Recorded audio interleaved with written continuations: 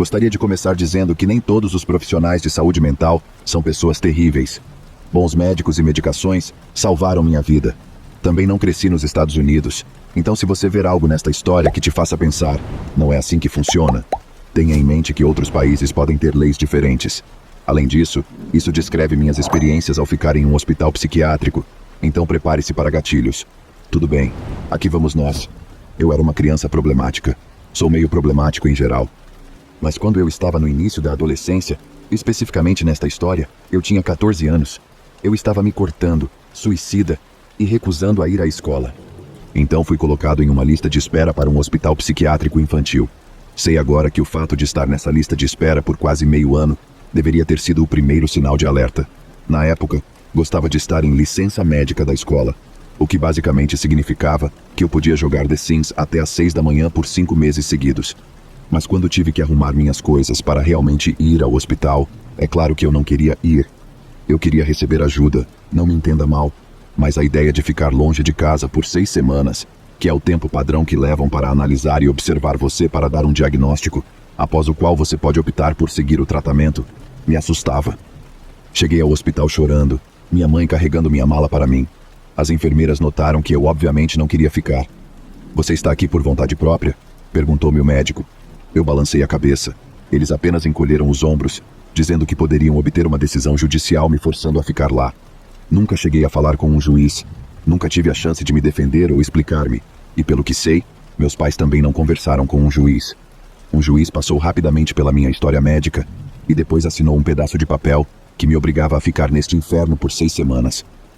O conteúdo da minha mala foi revistado e lembro-me de me sentir como se tivesse acabado de chegar à prisão. A primeira coisa terrível aconteceu na minha primeira noite. Como me cortava, meus braços estavam em péssimas condições. Quando as feridas cicatrizam, coçam. Eu arranhei algumas das minhas crostas antigas e quando fui até a enfermeira pedir um curativo, todos ficaram loucos.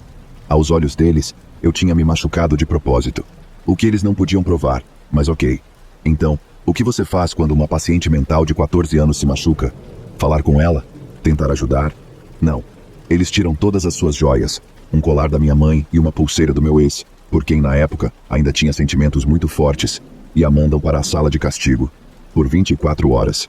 A sala de castigo era uma sala pequena com uma grande janela que mal cabia uma cama. Se eu precisasse usar o banheiro, tinha que pedir a uma enfermeira para me acompanhar. E sem brincadeira, em um momento eu estava no banheiro, com uma enfermeira de guarda na porta. Ela perguntou se eu estava bem, e eu respondi sarcasticamente: "Não, estou me cortando com o papel higiênico." Ela disse: "Sério?" e abre a porta. Santo Cristo.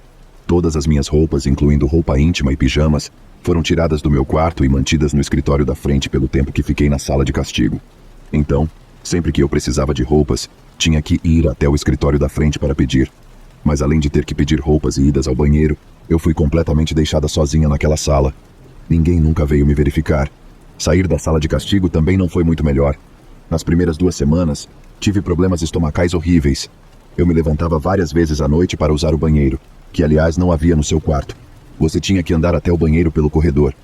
Como meu estômago me mantinha acordada a noite toda, muitas vezes eu não dormia o suficiente e acabava dormindo durante o dia, o que me levou a não participar das atividades em grupo.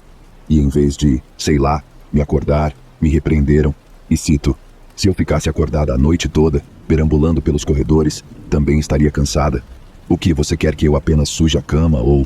E como eu não participava das atividades em grupo, não podia ganhar tempo fora. Sim, eu tinha que ganhar o direito de sair. Até mesmo sentar nos degraus da frente com uma enfermeira ao lado tinha que ser conquistado. Então, nas primeiras 6 semanas, eu estava efetivamente presa, exceto para a escola e fins de semana, onde eu podia ir para casa. Era flagrantemente óbvio que nenhum dos enfermeiros realmente se importava com os pacientes. Eles nem sequer eram enfermeiros de verdade. Eram mais como guardas de prisão. Um deles parecia um mendigo. Outro parecia ter fumado 5 maços de cigarro por dia a vida toda e todos. E quero dizer todos.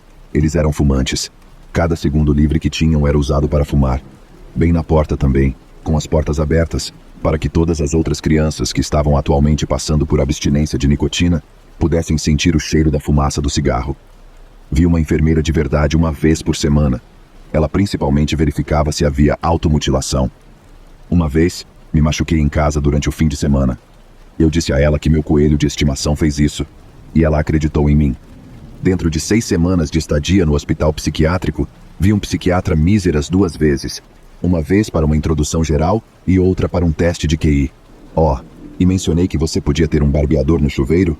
Ou a enorme aranha-pássaro que ficava no canto de um dos chuveiros o tempo todo que eu fiquei lá? Ou as teias de aranha e traças que estavam por toda parte? Qualquer pessoa que já tenha lutado contra doenças mentais provavelmente sabe que frases como melhore ou supere isso são as coisas menos úteis que se pode dizer a uma pessoa mentalmente doente. Eu nunca ouvi tanto isso em toda a minha vida. Houve uma ocasião em que outra paciente, que tinha um medo mortal de aranhas, saiu correndo do quarto em um ataque de pânico porque acordou com uma aranha bem na frente do rosto. Sabe o que disseram a ela? Não seja uma criança, é apenas uma aranha. Deram a ela uma vassoura para se livrar da aranha sozinha, o que obviamente ela não poderia fazer. Minha colega de quarto e eu acabamos ajudando-a. Ambos tínhamos medo de aranhas também, vale ressaltar. Mas possivelmente a coisa mais ultrajante aconteceu no meu penúltimo dia. Alguém disse aos guardas que eu havia contrabandeado uma lâmina de barbear. Então eles me tiraram do café da manhã e revistaram meu corpo de cima a baixo, me despindo, com a porta do quarto da enfermeira bem aberta. Quando não encontraram uma lâmina de barbear em mim, reviraram meu quarto. Também não encontraram nada lá, mas encontraram uma no chão do corredor. Estava até mesmo em seu invólucro. Eu não era a única paciente que se cortava. Na verdade, acho que não havia uma única paciente mulher que não se cortasse. Aquela lâmina poderia pertencer a qualquer pessoa.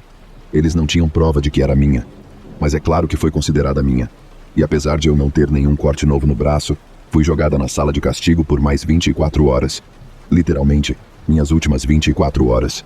E eles prestaram tão pouca atenção à sala de castigo que uma colega de cárcere conseguiu passar uma carta com uma lâmina de barbear por baixo da porta para que eu pudesse desabafar comigo mesma. Caso alguém esteja se perguntando onde estavam meus pais nisso tudo, minha mãe queria me tirar daquele lugar assim que ouviu falar da sala de castigo. Mas como meus pais tinham a guarda conjunta, ela precisava que meu pai concordasse. Meu pai merece uma história para ele mesmo. Mas para resumir, ele não havia falado comigo há mais de 4 anos. Mas de alguma forma, estava convencido de que eu precisava de ajuda e se recusou a me tirar de lá. Meu diagnóstico final daquele lugar: neurose narcisista. Eu tinha 14 anos, e até hoje, não tenho ideia de como chegaram a qualquer tipo de diagnóstico, considerando que vi um médico de verdade apenas 2 vezes. Além disso, esse resultado foi entregue a nós, meus pais e eu, pelo médico-chefe do hospital, que eu nunca tinha visto na minha vida, durante uma reunião conclusiva no meu último dia. Fui oferecida a ficar e começar a terapia comportamental, mas acho que vai sem dizer que recusei educadamente essa oferta. Todos os terapeutas e psiquiatras com quem conversei desde então, e acredite, foram alguns nos últimos 7 anos, ignoraram completamente esse diagnóstico. Alguns até riram disso. Atualmente, sou diagnosticada com transtorno bipolar e depressão e um transtorno de pânico, e meu psiquiatra atual sugeriu que eu possa sofrer de transtorno de personalidade. Acho que a moral dessa história é sempre pesquisar sobre o hospital para o qual planeja ser internado. Espero sinceramente nunca mais ter que ver nenhum dos guardas, enfermeiros ou médicos novamente.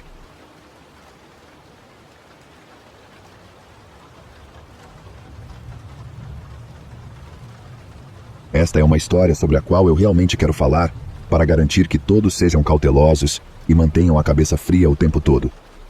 Para contextualizar, eu morava no meio do nada no Canadá. Era uma cidade antiga, que tinha vários prédios abandonados devido à ausência de moradores. Eu e muitos amigos estávamos cansados da falta de opções de entretenimento. Então, o que fazíamos era explorar esses prédios abandonados. Antes da experiência que vou contar, nunca nos aconteceu nada muito louco. Às vezes, víamos um pouco de líquido parecido com sangue, e já tínhamos visto um pentagrama no chão de uma casa anteriormente, mas nada muito grave. Até a última vez que fui explorar prédios abandonados. Quando eu era mais jovem, costumava frequentar uma creche que fazia parte de um hospital psiquiátrico. Uma combinação estranha, eu sei. Fechou devido à falta de pacientes e de crianças na creche. Decidi voltar lá com meus amigos alguns anos atrás. Para contextualizar, eu tinha 15 anos quando isso aconteceu. A maioria dos meus amigos tinha a mesma idade. Quando chegamos lá, foi bastante clichê. Estava nebuloso, estava bastante escuro e chovia levemente. Fomos até o portão principal, que estava trancado com cadeado. Decidimos nos ajudar a pular e fizemos muito barulho. Estávamos rindo e nos divertindo o tempo todo, sem suspeitar do que estava por vir. Olhamos ao redor do pequeno parque com lanternas que tínhamos conosco. Mesmo com nossas lanternas bastante potentes, nossa visibilidade era bastante limitada. Decidimos entrar no prédio em decomposição. Os cacos de vidro e a sujeira rangeram sob nossos pés quando entramos na seção da creche do complexo. Ainda havia legos antigos, lascas de madeira de móveis antigos, bonecas velhas e brinquedos rasgados espalhados por ali. À medida que avançávamos pela seção da creche, naturalmente ficávamos mais e mais silenciosos, até que tudo o que podíamos ouvir era o ranger da terra sob nossos pés. Encontrei alguns giz de cera em um recipiente de plástico no canto da sala. Fui até lá pegá-los, quando de repente ouvimos um estrondo vindo de trás de uma porta de metal que levava à seção do hospital psiquiátrico do prédio. Meus amigos e eu nos olhamos. No total, éramos um grupo de 5. A maioria deles era muito ousada e arrogante. Todos nos olhamos quando meu amigo Brian sugeriu que fôssemos ver de onde vinha o barulho. Pessoalmente não gostei muito da ideia, mas com meu grupo de amigos não havia como alguém recusar tal coisa. Nos amontoamos na porta e a abrimos. Estava enferrujada ao chão e tivemos que fazer força para abri-la. Conforme entrávamos, os cheiros metálicos e o mofo ficavam mais fortes, com um toque de algo mais que eu não conseguia identificar naquele momento. Entramos. Nossas lanternas apontavam em todas as direções, com Brian liderando o grupo. Os corredores eram estreitos, e à esquerda e à direita havia ocasionalmente uma porta de metal, algumas com as portas abertas. Eu me sentia um pouco claustrofóbico e estava um pouco difícil respirar. Conforme continuávamos, Brian iluminou sua lanterna em uma sala e recuou. Todos paramos de andar enquanto Brian entrava lentamente na sala. "O que é?" eu perguntei a ele. "Pensei que vi alguém aqui. Parece que está tudo bem agora." Para ser honesto, pensei que ele estava apenas nos provocando para aumentar nossa ansiedade. Mas olhando para trás, acho que ele estava completamente honesto. Ele saiu da sala e continuamos caminhando mais fundo na seção do hospital psiquiátrico, quando outro amigo nos disse para parar rapidamente. Paramos e todos ouvimos. Na distância, à nossa frente, ouvimos o sutil som de passos ecoando pelo corredor. Todos nos olhamos, com medo em cada um de nossos olhos. Brian continuou caminhando na direção dos sons. Consideramos dar meia volta sem Brian, perguntando-nos se algum fantasma ou algo parecido estava no prédio. Mas não podíamos fazer isso com ele. Quanto mais nos aproximávamos, mais eu sentia que estava sendo observado. Quando finalmente entramos em uma sala à direita que cheirava a carne podre. Na nossa frente havia um veado morto. Suas entranhas se espalhavam pelo chão, manchando o concreto. Um amigo meu tinha o estômago muito fraco e vomitou por todo o chão. Foi então que ouvimos sussurros de algum lugar. Brian iluminou sua lanterna para o canto da sala, onde um homem de cabelos curtos estava parado com a cabeça baixa. Ele usava uma camiseta verde brilhante manchada com o que eu suponho que era sangue, e calças bege rasgadas. Ele não tinha meias e seus pés pareciam danificados. Ele tremia esporadicamente e continuava a murmurar mesmo depois que o vimos. Ficamos olhando para ele por 30 sólidos segundos antes que ele fizesse seu primeiro movimento real. Ele nos olhou com um sorriso assustador que nos arrepiou. "Vocês estão aqui para o banquete?" Ele disse cada palavra com inflexão e energia variável. Isso nos deixou no limite e saímos correndo daquela sala até a creche. A porta ainda estava aberta e decidimos tentar fechá-la de uma vez, mas a ferrugem e o peso puro da porta quase a mantiveram aberta. Levou 3 de nós puxando com todas as nossas forças para fechá-la, e bem antes de conseguirmos, ainda pude ver a silhueta do homem nos observando, seus dentes brancos sendo a única outra característica humana que eu conseguia ver. Enquanto estávamos sentados atrás da porta de metal, recuperando o fôlego por um segundo, todos olhando um para o outro em busca de confirmação de que todos vimos a mesma coisa. Depois de um pouco de respiração ofegante de cada um de nós, ouvimos um leve batido na porta. Foi quando decidimos que era hora de sair. Fugimos completamente da área e corremos para casa. Um ano depois de visitarmos esse local, a polícia voltou para fazer uma busca de rotina na área e encontrou o homem. Foi afirmado que esse cara costumava ir para a ala psiquiátrica antes de fechar. Ele escapou da instituição para a qual foi transferido e vivia da vida selvagem ao redor do complexo. Quando a polícia o levou, ele tinha uma série de doenças e problemas de comer carne crua. Sua condição mental estava muito pior do que antes. Havia rumores futuros de que ele havia matado alguém na floresta enquanto procurava comida, mas nada foi confirmado. No final, pessoal, cuidado, especialmente em áreas perigosas como prédios abandonados.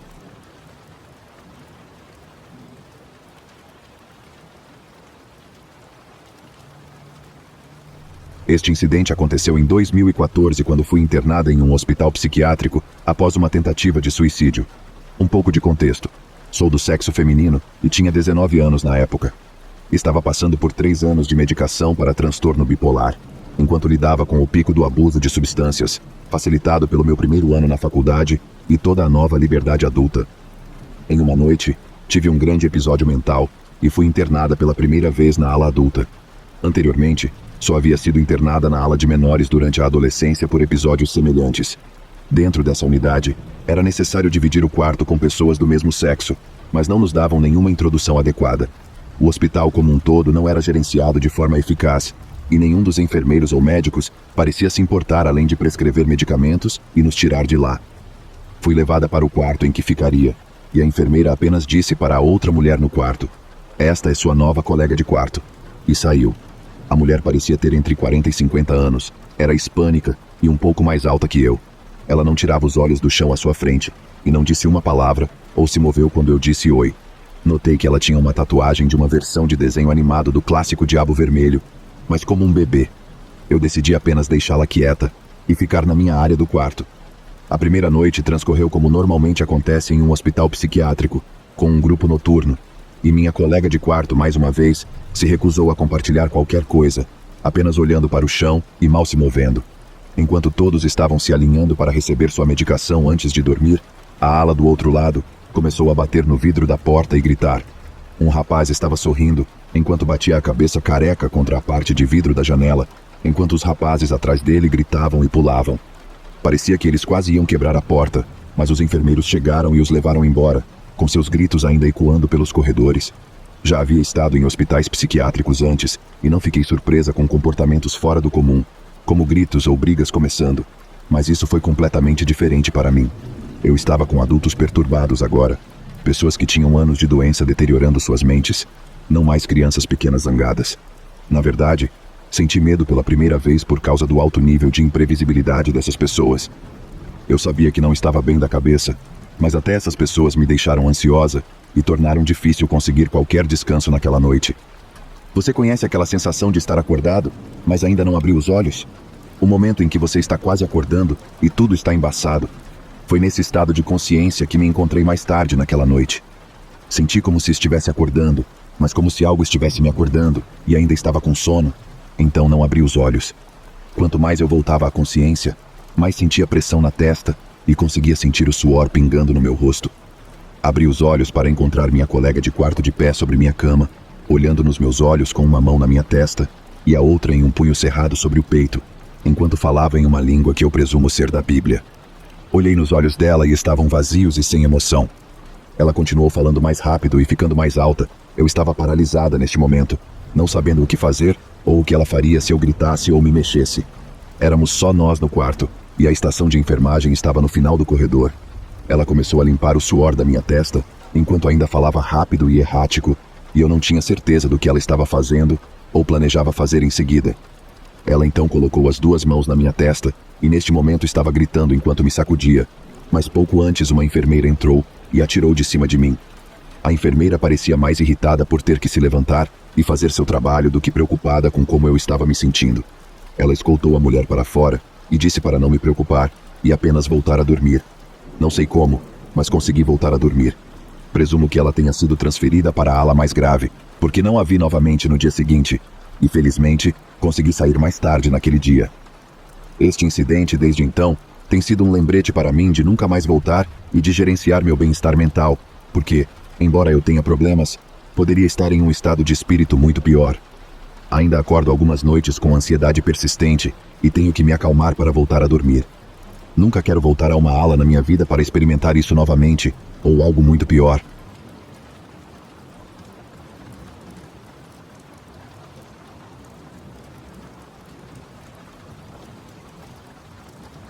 Algumas pessoas podem ouvir essa história e pensar que eu merecia o que aconteceu comigo. Eu seria a primeira pessoa a não discutir com elas, no entanto. Então, por favor, não pensem que estou contando essa história para receber qualquer tipo de compaixão. A área onde cresci era bastante rural. Os ônibus escolares nem mesmo vinham me buscar para a escola. Meus pais tinham que me levar. Isso continuou até eu ser adolescente e conseguir minha própria carteira de motorista e poder dirigir sozinho. Mas eu gostava de crescer em um lugar assim, com tanto espaço para explorar. E eu explorava muito o tempo todo. Às vezes, seria com meus primos quando eles vinham nos visitar. mas na maioria das vezes eu estaria apenas indo para a floresta e colinas sozinho. Havia uma coisa que me ensinaram desde muito jovem, porém, quando estava explorando, ficou muito claro para mim que eu não deveria incomodar ninguém que estivesse nas colinas. Se eu encontrasse caçadores, ermitões, qualquer construção ou celeiros ou algo do tipo, não deveria incomodá-los de forma alguma. Meus pais me disseram que poderia haver pessoas muito estranhas nas colinas e era melhor não interagir com elas de forma alguma.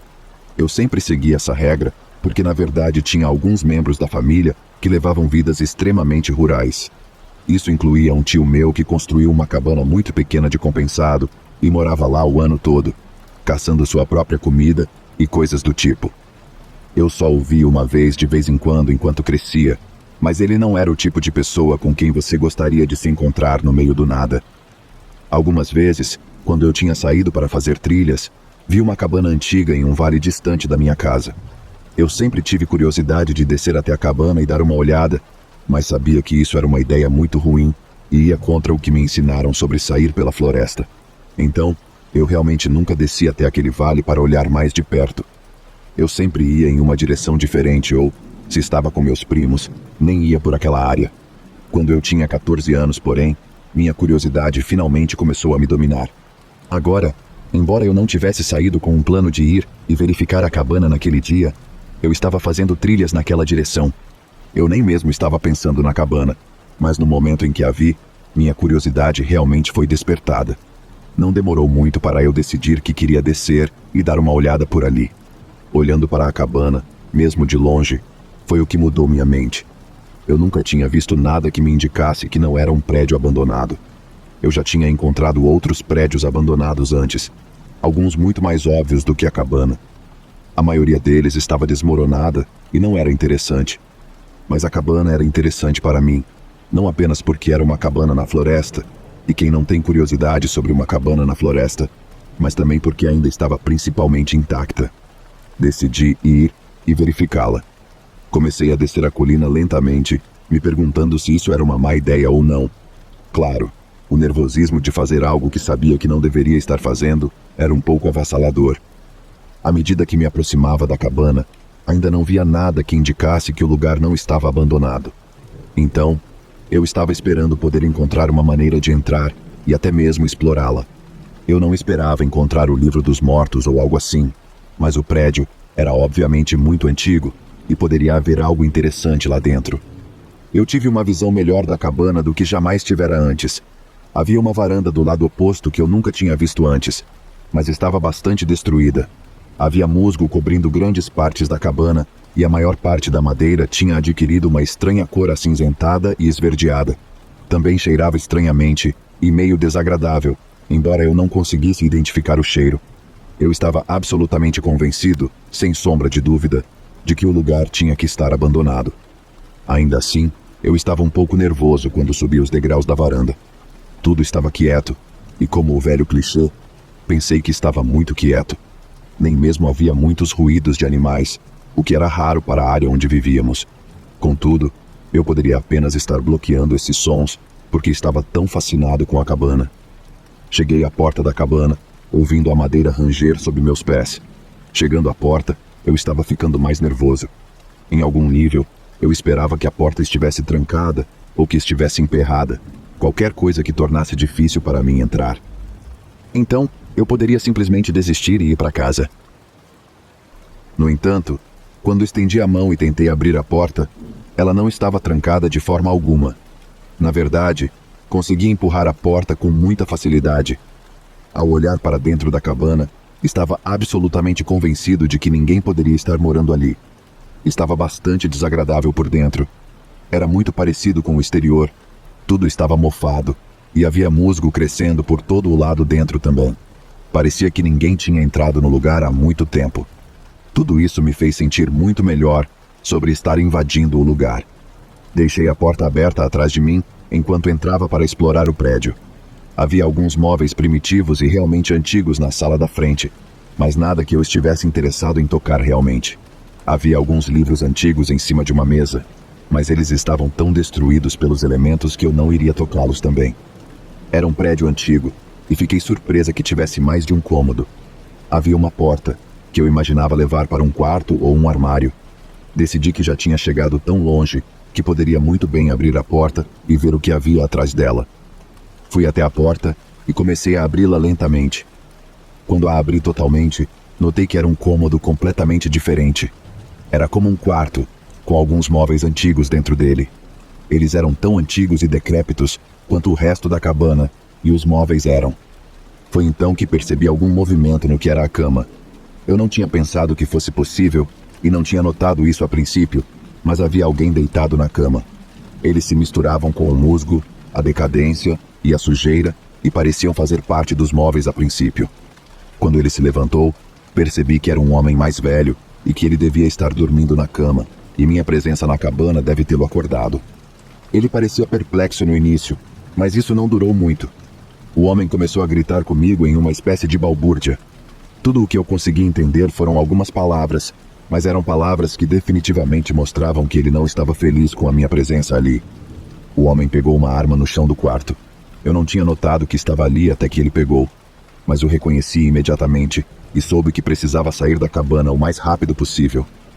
"Vou te matar!" Ouvi o homem gritar para mim enquanto ele tentava se levantar da cama. Ele murmurou mais algumas coisas, e algumas delas eram sobre estar em sua casa, e mostravam o quão irritado o cara estava. Aterrorizado, virei e corri de volta para a sala da frente da cabana. Então, corri para fora da porta da frente da cabana, deixando a porta aberta atrás de mim. Decidi correr um pouco pelo vale e depois tentar subir a colina a partir daí.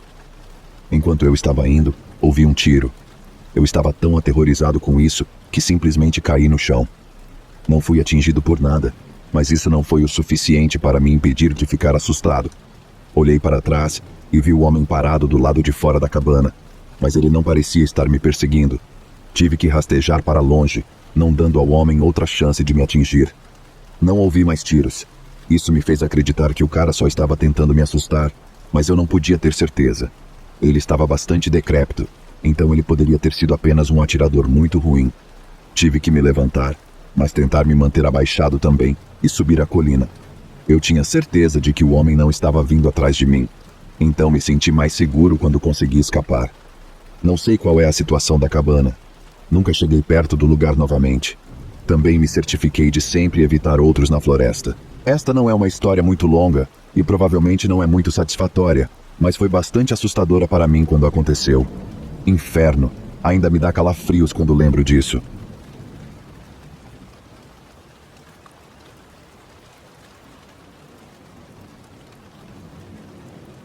Eu vivi em muitos lugares enquanto crescia, tanto urbanos quanto rurais. Mas, durante a maior parte da minha vida, vivi na cidade, incluindo a maioria dos anos em que estava crescendo. Porém, houve alguns anos no início da minha adolescência em que moramos no campo. Foi uma mudança bastante grande para mim, e foi muito difícil me acostumar. Morávamos em uma casa muito boa, no alto de uma colina, sozinha. Estava cercada por muitas outras colinas, árvores e coisas desse tipo. É importante saber que não havia pessoas realmente perto e não conhecíamos ninguém na área. Eu tinha 13 anos e estava sozinho em casa uma noite. Recebi uma ligação dos meus pais me dizendo que não tinham certeza de quando voltariam para casa. Estava trovejando muito forte. Eles não queriam correr o risco de sofrer um acidente. Eu estava bem em ficar sozinho em casa. Eu realmente gostava de tempestades, então ia passar a noite em casa assistindo televisão. A tempestade estava realmente forte. Eu estava sentado na sala de estar assistindo TV e me divertindo por algumas horas depois que meus pais ligaram. Houve um estrondo alto de trovão que me fez olhar pela janela da frente. E quando o fiz, quase pulei da cadeira. Havia um homem estranho olhando para dentro da janela para mim. Outro raio de luz piscou e ele desapareceu de repente. Mas então, ouvi ele ainda lá fora. Ele começou a bater na minha porta da frente. Era uma batida realmente alta e rápida. Eu não ia atender a porta. Eu estava com medo. Corri para a cozinha e peguei uma faca no bloco de corte. Então fui sentar no sofá, de frente para a porta. A batida provavelmente não durou muito, mas pareceu muito tempo para mim. Eu estava realmente feliz por ter crescido na cidade e mantinha a porta trancada mesmo quando estava em casa. Eu não estava preocupado com o cara indo para outra porta. E de repente, a batida parou. Não voltou. A tempestade continuou rugindo durante toda a noite e continuei sentado ali com a faca na mão. Continuei esperando o cara voltar, mas ele não voltou, felizmente. Foi a única coisa assustadora que me aconteceu quando morava lá. Não demorou muito depois e voltamos para a cidade.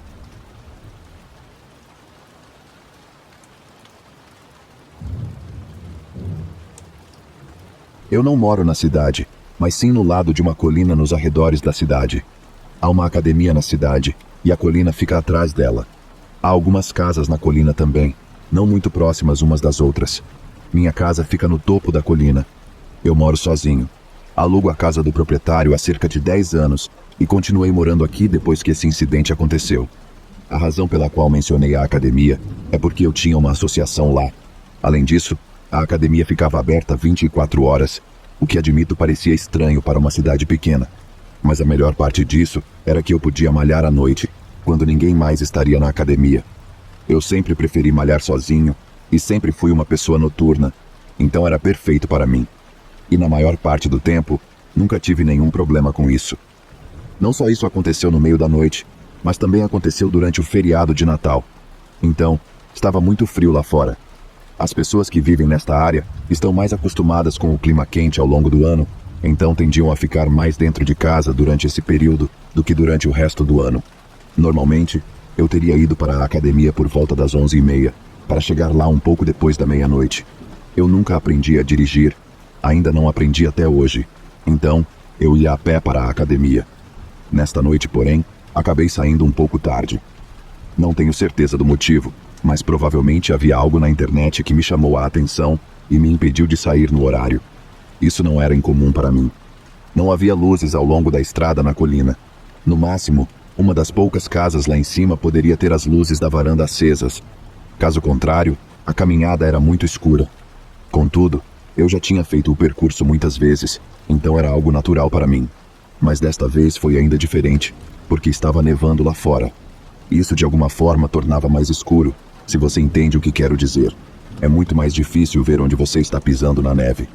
Além disso, você precisa prestar atenção onde pisa com mais cuidado, porque não quer escorregar, especialmente se estiver descendo a colina. Estava muito frio, muito escuro e muito silencioso lá fora. Mas eu não estava com medo. Eu estava bastante acostumado com a escuridão e sabia que não havia nada assustador escondido lá fora. Enquanto passava pelas outras casas, também notei que ninguém mais estava acordado tão tarde da noite. Não apenas todas as luzes da varanda estavam apagadas, mas as luzes internas também. Então, eu não tinha chance de obter um pouco de luz extra para ver o caminho. Depois de um tempo, comecei a ouvir alguns ruídos na neve. Levei alguns momentos, mas então percebi que alguém mais estava caminhando lá fora também. Era incomum, mas não pensei imediatamente que algo estava errado. Havia outras pessoas morando lá na colina, então não era inconcebível que alguém mais estivesse caminhando à noite. No entanto, foi a primeira vez que encontrei alguém fazendo isso. Naturalmente, me virei para olhar ao redor. Não era diferente de ouvir qualquer barulho comum e virar para olhar, mas não vi ninguém.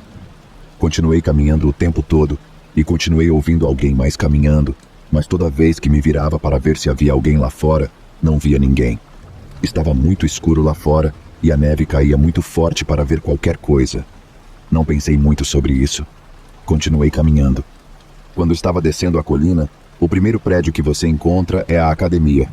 Então, quando cheguei ao estacionamento, corri até a porta. Passei meu cartão para entrar e então fechei a porta rapidamente atrás de mim. Enquanto fechava a porta, notei alguém se aproximando da academia. Ele não chegou até a porta, porém. Ele ficou no finalzinho do meu campo de visão. Não começou a ficar estranho até por volta desse momento. O cara lá fora obviamente não era um membro da academia. Ele não tinha um cartão para entrar e não tentou me convencer a deixá-lo entrar. Eu não teria deixado mesmo se ele tivesse tentado, mas outras pessoas tinham tentado no passado. Mas enquanto eu estava malhando, ele permaneceu do lado de fora do prédio. Isso já seria estranho o suficiente, mas ele continuou andando de um lado para o outro do lado de fora do prédio. Havia iluminação do lado de fora da academia, então pude vê-lo melhor do que quando estava caminhando, mas isso não revelou muita coisa. E tudo o que ele fez foi andar de um lado para o outro, de uma extremidade da academia à outra, com as mãos nos bolsos e o chapéu abaixado para sombrear o rosto. Normalmente, eu malho por cerca de 1h30. Primeiro, faço 45 minutos de cardio com 10 minutos de desaquecimento, seguido de levantamento de peso. E o motivo de eu mencionar isso é porque o homem ficou lá fora durante todo o tempo. Apesar do frio e da neve, ele não saiu. Durante todo o tempo, ele ficou rondando o prédio. Inferno, eu tentei prolongar meu treino apenas para dar a esse cara tempo para sair, mas não adiantou. Ele se manteve bem do lado de fora do lugar, andando por onde eu pudesse vê-lo. Após o treino, eu estava sem saber o que fazer. Embora geralmente eu esperasse até chegar em casa para tomar banho, decidi tomar um no ginásio. Porém, o sujeito ainda estava lá fora. Eu estava preocupado porque mesmo se outra pessoa tivesse entrado na academia, isso não resolveria o problema.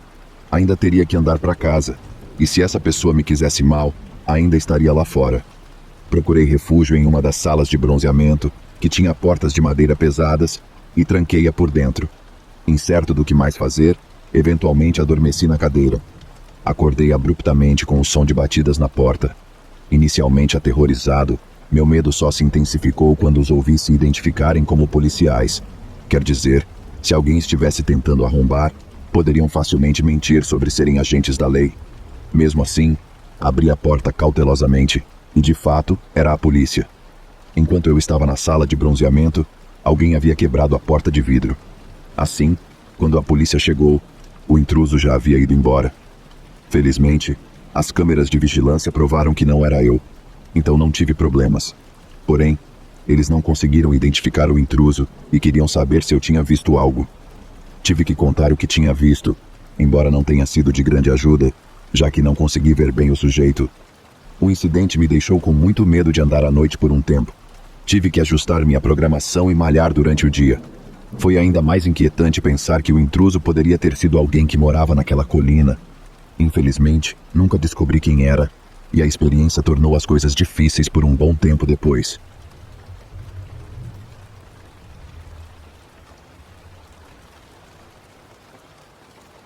Você já experimentou nevoeiro gelado ou nevoeiro congelante antes?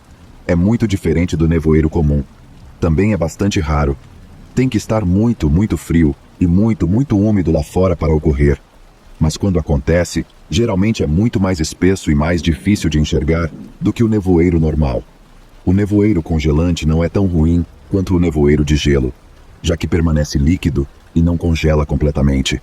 Mas ainda pode ser muito difícil de navegar se você simplesmente estiver andando nele.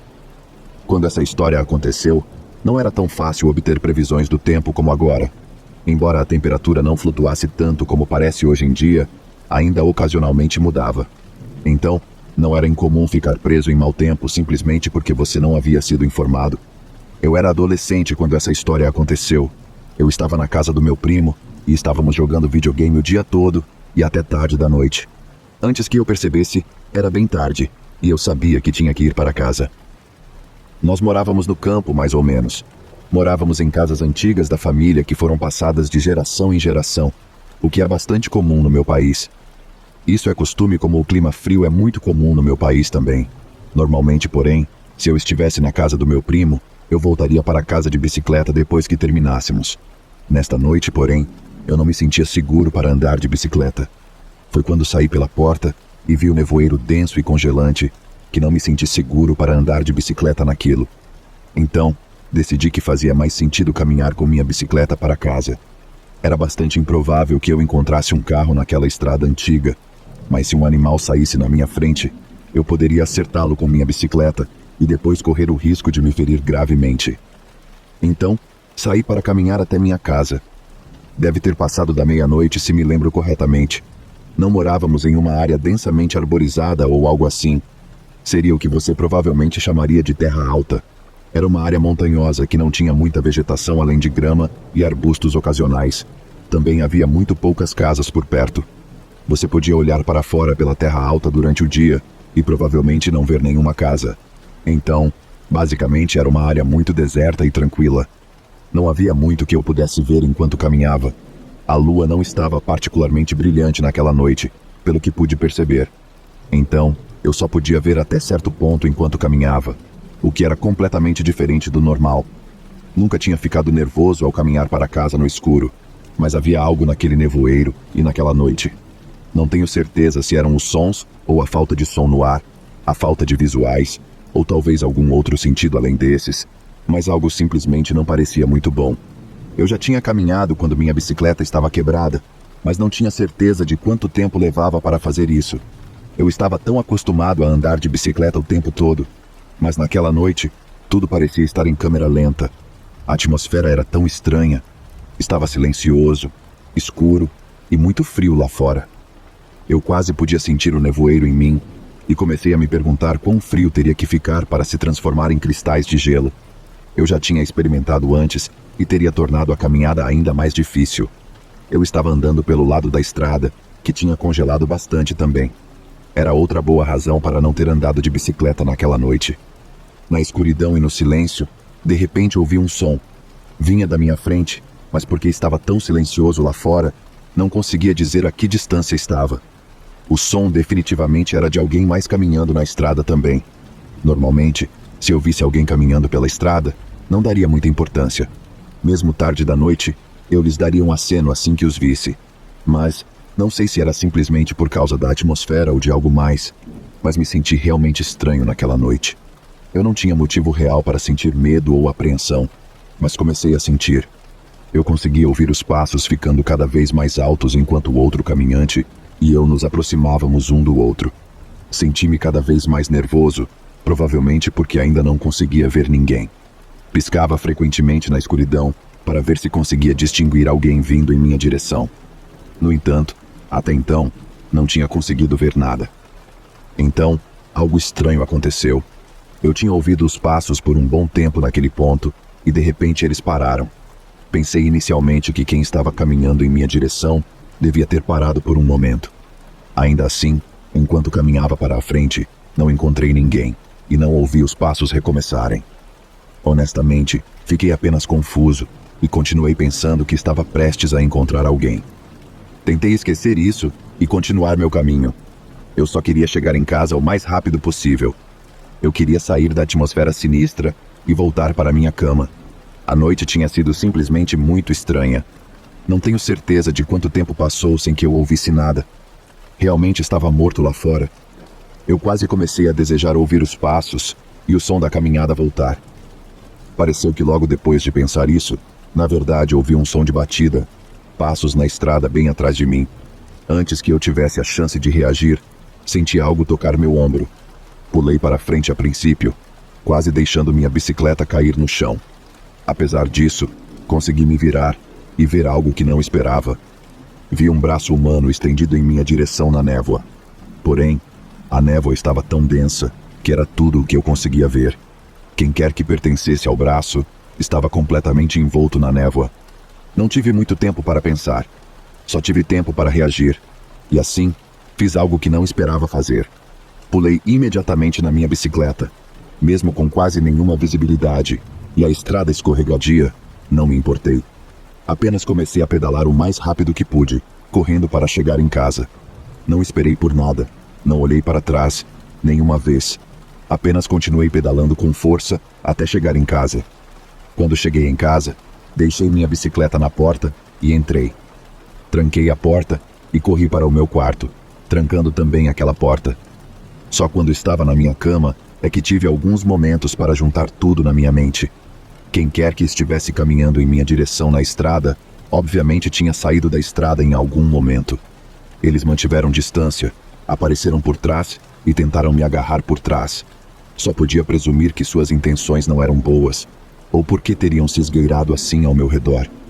Eu não sabia quem era ou do que se tratava, mas frequentemente vi aquele braço em meus sonhos, tentando me agarrar de dentro da névoa escura.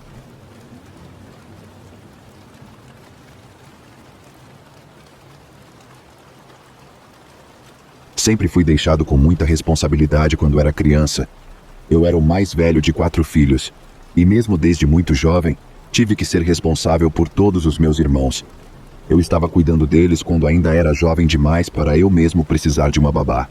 No entanto, meus pais sempre insistiam que eu sabia mais e que eu tinha que ser responsável por todas as outras crianças, quando basicamente eles não queriam ser.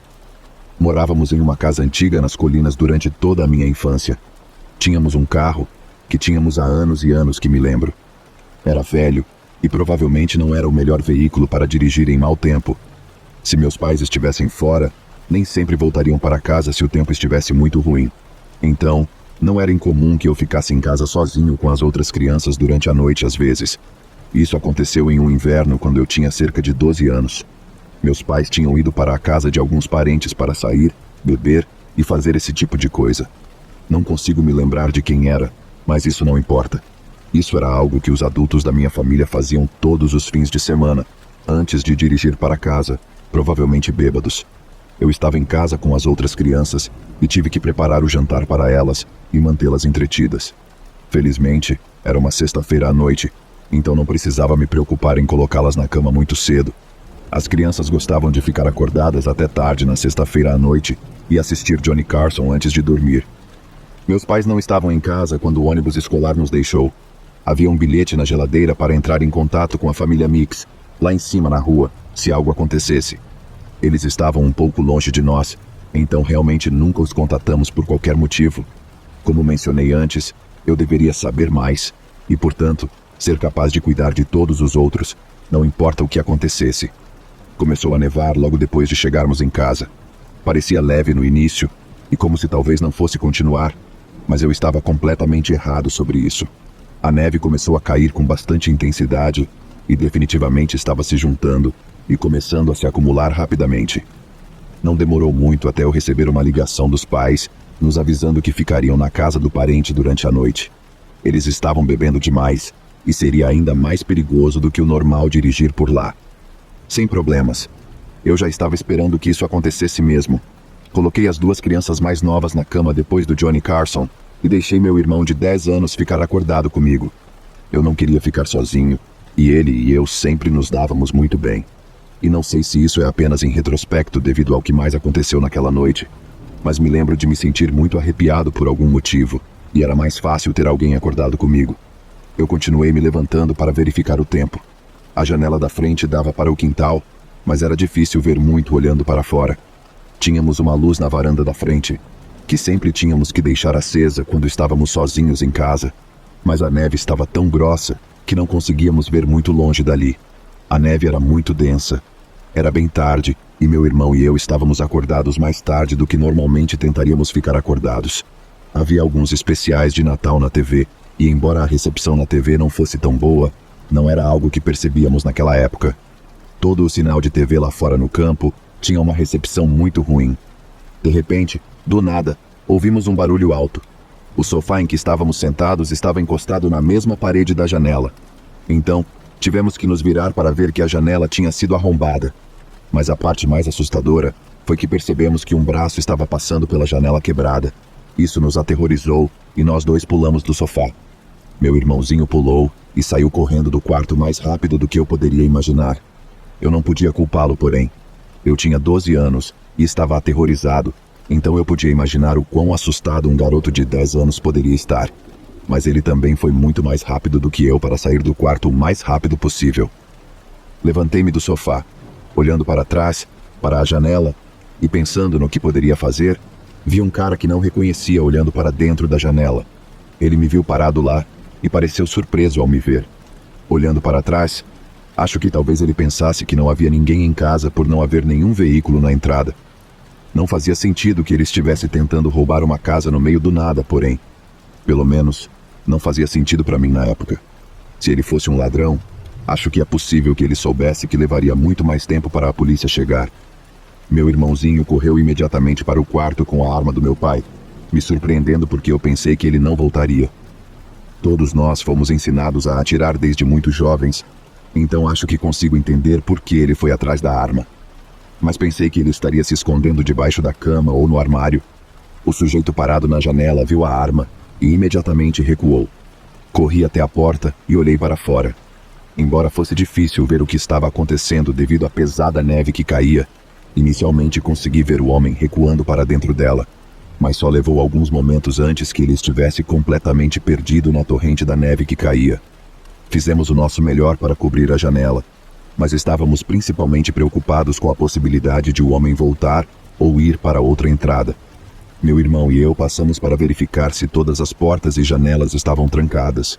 Então, sentamos juntos no sofá, com medo de que o cara voltasse. Mantivemos a arma perto de nós e eventualmente ambos dormimos no sofá. O cara nunca voltou. Na manhã seguinte, a neve estava mais alta do que eu jamais tinha visto antes. Não havia como nossos pais conseguirem voltar naquele dia, e na verdade, demorou alguns dias até que conseguissem. Felizmente não tivemos nenhum problema durante esse tempo.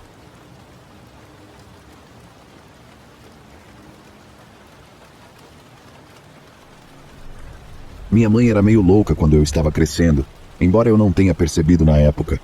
Ela realmente esperava que eu fizesse muitas coisas que provavelmente não deveria fazer quando era mais novo. Esta é a história de algo que aconteceu uma das vezes que ela me fez fazer isso. Morávamos em uma colina durante esse período. Ficava a algumas milhas da casa da minha avó, que era a próxima casa na estrada. Não tínhamos carro, então sempre que íamos ver a vovó, tínhamos que ir a pé. Minha avó tinha um carro e nos levava para a cidade sempre que precisávamos. Isso aconteceu em uma noite de inverno muito fria e nevando, quando eu tinha 10 anos. Minha mãe estava preparando algo para o jantar e precisava de fubá para fazer o pão de milho. Nosso padrasto era um verdadeiro idiota e insistia em ter pão de milho em todas as refeições. Se ele não conseguisse o que queria, podia ficar muito violento. Então, mesmo que fosse tarde, escuro e frio, minha mãe me mandou para a casa da minha avó buscar um pouco de fubá. Me agasalhei da melhor forma possível. Éramos pobres, então não tínhamos muita coisa. E então, saí no frio e na neve para ir buscar um pouco de fubá. Era o mais frio que eu já tinha sentido naquela área antes. Nunca havia sentido nada parecido antes. Minhas roupas pobres mal eram alguma proteção contra aqueles elementos. Estava nevando forte e era difícil andar na neve. Eu estava tendo muito mais dificuldade do que o normal para fazer a caminhada. Era a caminhada mais difícil que eu já tinha feito, e eu sabia que ia demorar muito. Por causa disso, eu ia ficando cada vez mais frio e mais fraco. Não demorou muito para eu começar a me sentir um pouco tonto também. Pensei que talvez estivesse muito frio para estar lá fora naquele clima, e pensei em voltar. No entanto, se eu fizesse isso, a ira do meu padrasto seria muito pior do que o frio, eu me disse. Então, continuei marchando pela neve. Eu me sentia cada vez mais fraco, mas continuei tentando chegar à casa da minha avó, onde sabia que estaria seguro. Porém, quanto mais eu avançava, menos parecia que conseguiria. Em algum momento, minha memória ficou em branco. Lembro-me de estar caminhando no frio, mas parecia que tudo escureceu em algum ponto, e não me lembro em que ponto foi. A próxima coisa que soube é que estava no hospital. Estava muito mais quente do que antes, mas não me lembrei imediatamente de estar na neve. Levei um tempo para me lembrar de qualquer coisa, na verdade. Acho que desmaiei na neve e caí à beira da estrada. Se não fosse por um carro que passava pela estrada e me notou, mesmo que eu estivesse coberto por um pouco de neve naquele ponto, eu provavelmente teria morrido lá fora na neve. Felizmente, alguém muito mais gentil do que minha mãe e padrasto me notou, parou o carro e me levou ao hospital. Me recuperei completamente, mas fui tratado como lixo pelo meu padrasto por um bom tempo por ser muito fraco para conseguir chegar à casa da minha avó. Ele costumava me zombar o tempo todo por isso. Final feliz apesar disso. O idiota acabou se matando acidentalmente enquanto trabalhava em um carro. Não vou entrar em muitos detalhes sobre isso, mas acho que dei uma boa ideia do tipo de pessoa que ele era. Então ninguém realmente sentiu muita falta dele.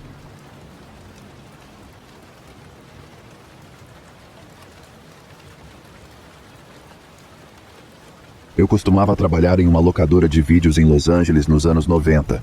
Tínhamos alguns clientes famosos. Era um ambiente de trabalho maluco que às vezes parecia bastante inseguro, mas essa imprevisibilidade era metade do atrativo. Honestamente, eu adorava o trabalho e os clientes loucos e desequilibrados que vinham com ele. Havia uma estrela de filmes adultos que costumava aparecer com frequência, vou chamá-la de T, cujas visitas eu absolutamente temia. Ela só parecia aparecer quando eu estava trabalhando sozinho. Ela sempre me fazia a mesma pergunta: quais dos meus filmes você tem? Agora, ela não fazia essa pergunta de maneira irracional. T era um pouco mais velha. Claramente tinha toda uma carreira. Ela parecia e agia um pouco louca, como se estivesse fora de si, mas também estava muito obviamente chapada. Ela entrava falando alto, rangendo os dentes, e seus olhos saltavam da cabeça como se fossem algum efeito especial prostético. Ela estava magra por causa de anos de abuso de substâncias, provavelmente com vários problemas pessoais de peso e imagem. T também cheirava a álcool e cigarros. Na maioria das vezes ela gritava: Quais dos meus filmes você tem? Várias vezes com aquela energia frenética. Eu repetidamente dizia a ela que nosso sistema de computador só buscava filmes por título, não por atores ou atrizes, mas esse fato nunca parecia entrar na cabeça dela. Sempre que isso acontecia, ela começava a gritar comigo. Lembre-se, isso era em 95, então o computador que eu usava para procurar coisas e verificar aluguéis era um dinossauro. Mas não importava muito, porque T sempre esquecia. Como diabos você pode descobrir quais dos meus filmes você tem? Ela gritava. Eu oferecia para acompanhá-la de volta à sessão adulta, para que ela pudesse ver as prateleiras por si mesma, mas ela sempre recusava, como se estivesse totalmente enojada com essa ideia. Isso é o que me deixa perplexo, pensei. Porque ela é uma estrela de filmes adultos que já entrou na loja de filmes adultos. Eu não vou lá, ela grita. Senhora, você já está aqui dentro. O que vai custar para dar uma olhada rápida nas prateleiras? Na minha cabeça eu pensava, ela é uma estrela pornô e não vai andar pelos corredores e olhar as capas. Isso me fez pensar que ela era ainda mais louca do que aparentava. O que ela pensava que encontraria lá? Quão desconectada da realidade essa mulher estava? De qualquer forma, ela gritaria comigo por um tempo antes de se acalmar e sair. Mas isso parecia se repetir pelo menos uma dúzia de vezes. Ela não era o pior cliente que eu tinha, mas acabou sendo a que eu mais temia. Mas então, uma semana, ela não apareceu. Segunda-feira, terça-feira, a semana toda passou e ainda nada de T. Foi um alívio enorme, mas parte de mim se perguntava se algo ruim tinha acontecido com ela. Ela estava se tornando ainda mais maluca? A parte razoável de mim pensava que ela poderia ter tido uma overdose. Quando outra semana passou sem a presença dela, ela saiu completamente da minha mente. Avance um mês mais ou menos, adivinha quem entra deslizando pelas portas duplas? É a T, e ela está parecendo um inferno. Primeiro, está claro que ela não tomou banho por várias semanas, talvez desde a última vez que a vi. Você sempre conseguia perceber quando ela estava realmente suja, porque o cabelo dela ficava cada vez mais vertical. Não sei como explicar de outra forma, além de que a gordura seguraria esse cabelo excessivamente tingido e esfarrapado. Suas roupas são mais ou menos as mesmas de sempre, roupas de dormir e meia mãe de bairro. Mas tudo isso não é nada quando vejo o rosto dela. Ela tem um enorme olho roxo, e seus olhos em si estão completamente insanos. Ela tinha pupilas do tamanho de pratos de jantar, a borda externa, em vez de branca, estava tingida de um amarelo profundo. Não consigo dizer se ela estava doente ou mais de ressaca do que qualquer humano que já vi. Ela vem até o balcão e acende o mesmo cigarro que sempre acende. Quais filmes você tem? Onde estão? Quantas cópias? Eu tento ser um pouco amigável e digo: Ei, T, faz um tempo desde que te vi. Ainda não temos um sistema atualizado que me permita buscar esses detalhes. Posso te mostrar as prateleiras. Isso pode te ajudar, porém. Eu nunca vou esquecer o olhar que ela me deu. Apenas esse aceno distante, meio sorriso com a boca toda trêmula. Ela me perguntou se eu estava certo, ao que respondi sim. Então ela começou a recuar em direção à saída, incerta do que estava acontecendo. Eu pensei que ela estava no meio de um episódio, que sairia sozinha. Provavelmente desapareceria por mais algumas semanas. Eu já tinha ouvido falar de pessoas mentalmente doentes, presas em loops de comportamento. Talvez visitar a locadora de vídeos fizesse parte do loop dela. Mas caramba, como eu estava errado. A porta se abre não 30 segundos depois, e um cara grande, alto e bem vestido entra. Eu estendo as boas-vindas, mas hesito. Esse cara parece irritado. Ele está se aproximando rapidamente do balcão. Eu pergunto se há algo em que eu possa ajudá-lo. Ele coloca as mãos no balcão, e elas estão cegantes, cravejadas com todos os tipos de ouro e prata, com diamantes entre elas. Ele explica calmamente que eu sou o problema e que ele está aqui como uma solução. Eu começo a responder algo sobre como sou apenas um funcionário aqui. Se ele quer o dinheiro no caixa, ou os filmes pornôs lá atrás, ele pode pegar. O cara ri de mim, balança a cabeça e explica que estou apenas chateando sua amiga que acabou de estar aqui. Ah, você tem que estar brincando, T. A estrela pornô louca e acabada que tem me incomodado há meses, de alguma forma conseguiu reforço. Eu digo a ele que não a conheço. Ela é apenas uma cliente carente que quer encontrar seus filmes. Não há uma maneira fácil para eu fazer isso. Então ela terá que olhar os títulos sozinha. Esse cara me interrompe com um gesto de mão. Diz que sabe. Ouviu cada palavra. Ele ouviu tantas vezes que sente como se estivesse acontecendo com ele. E agora ele precisa se envolver. Acontece que T era praticamente o que eu imaginava. Esse cara era claramente relacionado a gangues ou drogas, talvez até mesmo um chefão. Ele agia como se fosse o controlador de T, quase como um cafetão ou algo assim. Quero dizer, acho que há mercado para qualquer coisa, mas tive mais a sensação de que ele tinha um relacionamento com ela para si mesmo. De qualquer forma, agora era meu problema. Eu olhava para esse homem gigante, decidindo se deveria apertar o botão de segurança. Isso era apenas uma locadora de vídeos, então parte de mim nem pensava que isso funcionaria, mas estava no outro lado do balcão, e se eu me movesse, esse cara ia me pegar com certeza. Ele diz o nome completo de T, depois o nome artístico dela. Eles eram semelhantes, provavelmente mais semelhantes do que você gostaria que fossem. Eu percebi então que T provavelmente era bastante fácil de encontrar no catálogo telefônico se você fosse esperto o suficiente. Ele então me perguntou: quais filmes você tem com ela? Obviamente ele não queria as mesmas desculpas que eu tinha dado antes, então eu joguei as mãos para cima em derrota. Eu entrei no computador ao meu lado, puxei a lista de inventário de toda a loja e comecei a fazer do jeito antigo. Anotei uma lista curta de títulos que reconheci e comecei por aí. Demorou quase 1 hora para encontrar cada fita, verificando constantemente as prateleiras e as estantes de descontos em busca de cópias escondidas. O tempo todo, aquele cara apenas me seguia casualmente, sem dizer uma palavra, apenas me observando juntar todos eles em uma cesta no balcão. Ele estalava os dedos, mexia o pescoço, coisas de intimidação básicas. Foi como uma cena de Os Bons Companheiros. Foi só depois de começar a empilhar todas as fitas que percebi o quão extensa era a carreira de T. Ela era uma atriz famosa há cerca de 20 anos, pelo que pude perceber, e foi produzida por alguns dos maiores estúdios ao longo das décadas. Me ocorreu que essa mulher provavelmente ainda recebia cheques por algumas dessas coisas. Agora, o cara atrás de mim fazia sentido. Eu disse a ele que levaria 1 minuto para registrar tudo. Ele perguntou o que eu queria dizer com isso. Eu disse: uma cobrança por todos os filmes. Expliquei que não podia simplesmente deixar 80 ou 90 fitas desaparecerem da nossa loja. O cara pegou a caixa de filmes com um braço, puxou uma pistola da cintura com o outro, me olhou de cima a baixo, colocou o cano no balcão e me perguntou se estávamos bem. Eu apenas concordei com um suspiro. Liguei para meu chefe depois de vê-lo sair do estacionamento, que por sua vez me disse para chamar a polícia.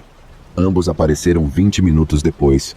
A polícia registrou um depoimento e meu chefe fez um relatório de roubo. Então me demitiu na hora. Tenho pensado muito sobre aquele cara, quem ele era e por que queria aqueles filmes.